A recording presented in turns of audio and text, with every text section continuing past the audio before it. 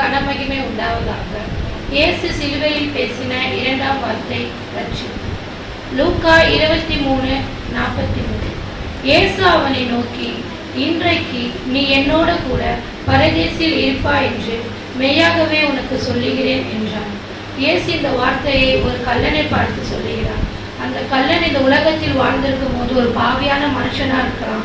கர்த்தருக்கு விரோதமான எத்தனை வித துரோகங்கள் அவன் செய்திருக்கலாம். ஆனா கடைசி நிமிடத்துல இயேசுவை உண்மையா நோக்கி கூப்பிடும் போது அவன் இயேசு அவனுக்கு கொடுக்கிற வார்த்தை, இன்றைக்கு நீ என்னோட கூட பரதேசியில் இருப்பாய். கல்லனுக்கு மாத்திரமல்ல, இயேசுவை உண்மையாய் நோக்கி கூப்பிடுகிற யாவருக்கும் அவர் பதில் தரும் தெய்வமா இருக்கிறார். வருத்தப்பட்டு பார சுமக்கிற யாவருக்கும் அவர் இளைப்பாறுதல் தரும் தெய்வமா இருக்கிறார். அந்த கல்லனுக்கு ரட்சிப்பு என்கிற வஸ்திரத்தை அவர் அங்கு கொடுக்கிறார். பரலோகத்தில் போகிற வழிவாசலையும் அவர் அங்கு கொடுக்கிறார். 2 கொரிந்தியர் 5:17 சொல்லியிருக்கிறபடி, ஒருவன் கிறிஸ்துவுக்குள் இருந்தால் புது சிருஷ்டியா இருக்கிறான், பழையவைகள் ஒளிந்து போயின, எல்லாம் புதிதாயின.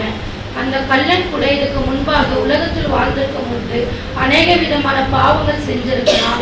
ஆனா அவன் இயேசுவை நோக்கி கூப்பிடும் போது, இயேசப்பாவோட பிள்ளையாய் மாறும் போது அவன் ஒரு புது சிருஷ்டியா மாறுகிறான். நம்ம கூட ஒருத்தர் ரட்சிக்கப்பட்டோம்னா நம்மளுக்குள்ள இருக்கிற பழைய சுபாவங்கள், நம்மளுக்குள்ள இருக்கிற பழைய பாவங்கள் எல்லாம் ஒழிந்து நம்மளும் ஒரு புது மனுஷனாக பிறக்கிறோம். அந்த கல்லனுக்குள்ள வருகிற முதலாவது மனுஷன் லூக்கா 23:40. நீ இந்த ஆக்கினைக்குட்பட்டவனா இருந்தும் தேவனுக்கு பயப்படுகிறது இல்லையா? அந்த கல்லனுக்குள்ள வருகிற முதலாவது மாற்றம் தேவனை குறித்த ஒரு பயம்.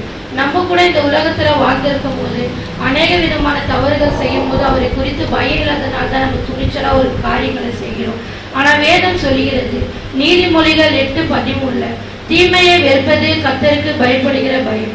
பாவமான காரியங்களை விட்டு விலகுவதும் அதை விட்டு விலகுவதுதான் நம்ம தேவனை குறித்த ஒரு பயம் நம்மளுக்குள் உண்டாகும். யோசேப்பை கொடுத்து பார்க்கும்போது கூட ஆதியாகமம் 39:9 கர்த்தருக்கு பாவம் செய்வது எப்படி என்று போர்த்திபால் மனைவி அவரை தவறுக்கு அழைக்கும் போது தன்னுடைய வஸ்திரத்தை விட்டு அவர் அங்கிருந்து அவர் பரிசுத்தத்தை காத்து கொண்டு போனார். இயேசுவின் பிள்ளைகளாக இருக்கிற நாமும் ஒவ்வொரு நாளும் நம் பரிசுத்தத்தை காத்து கொள்ள வேண்டும். ஏனால் இயேசு பரிசுத்தராக இருக்கிறார்.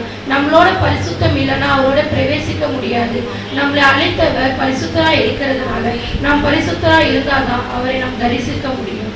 அந்த கல்லனுக்குள்ள வருகிறது 3வது மாற்றம். லூக்கா 23:41.